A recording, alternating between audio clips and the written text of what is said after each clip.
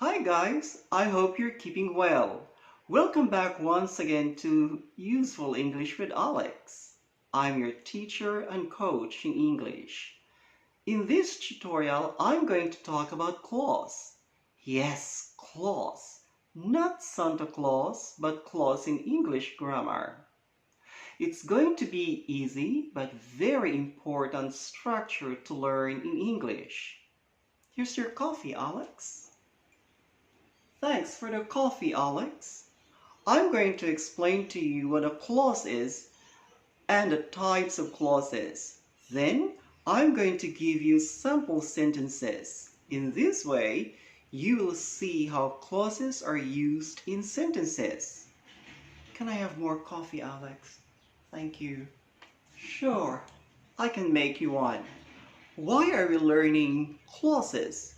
We are learning clauses because they can help you improve your reading, writing, listening, and speaking skills. When the clauses are correct, then you can speak and write better. We are now starting.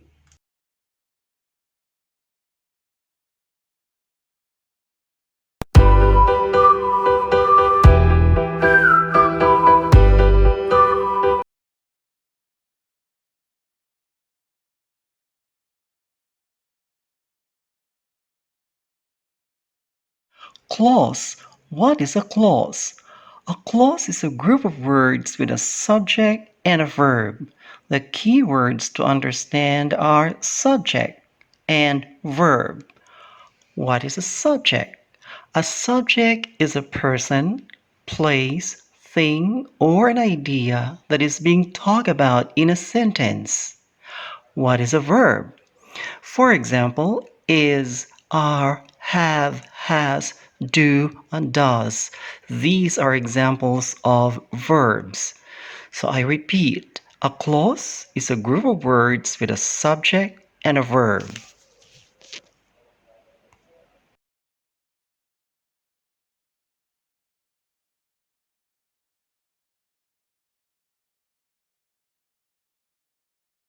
An example of a clause is when a cat is away. This is a group of words. The words are when a cat is away. There are 5 words in this group of words. Notice that the subject is cat and the verb is. So this group of words is a clause.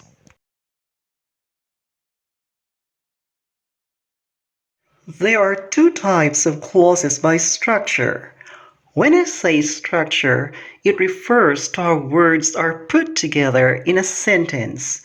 The first type is the dependent clause. For example, when the cat is away, it has a subject, the cat, and it has a verb, is. Although this group of words has a subject and a verb, it does not make sense. Do you understand it? No, you don't, because there's no meaning. Because it doesn't make sense, this group of words needs more information. So this clause, when the cat is away, is called a dependent clause.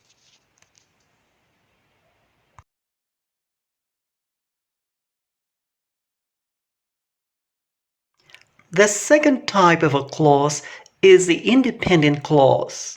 For example, the mice will play. In this group of words, the subject is the mice and the verb is will. This group of words has a subject and a verb and it makes sense. You understand it, don't you? You understand it because it has a complete idea, a complete thought. Because the idea or thought is complete, it is a sentence. So, an independent clause is a sentence in itself. Independent clause is the information that is needed by the dependent clause to make its meaning clear. I hope my explanation is clear. Let's put the 2 clauses together, the dependent clause and the independent clause. The clauses look like this. When the cat is away, the mice will play. When a dependent clause and an independent clause are combined, they form a sentence. Because it is now a sentence, it expresses a complete idea. You understand it. Why? Because the meaning is clear. The puzzles are complete.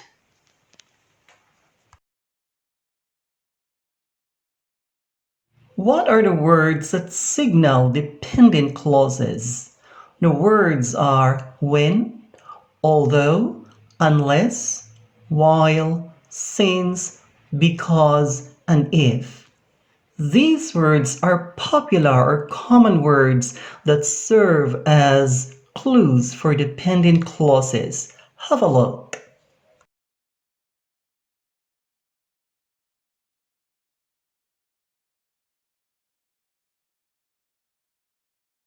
Here are sentences that use the words that signal dependent clauses. Please take a minute to read. Thanks.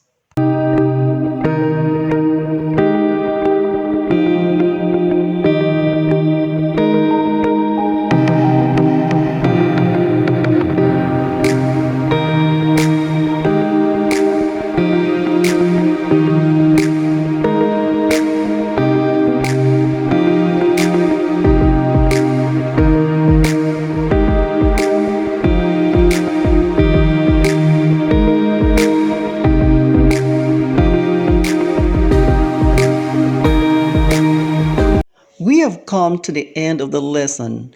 Before I close this lesson on clauses, there are important points to remember. Point number one, dependent clause is also called a subordinate clause.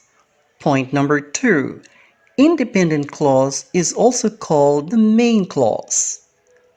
Point number three, use a comma after a dependent clause. For example, when a cat is away, comma, the mouse will play. Point number four, do not use a comma after an independent clause. For example, the mouse will play when the cat is away. Notice that there is no comma after the mouse will play because it is an independent clause. I hope you enjoy this lesson and I hope you find this English lesson useful and helpful. See you next time. Bye for now.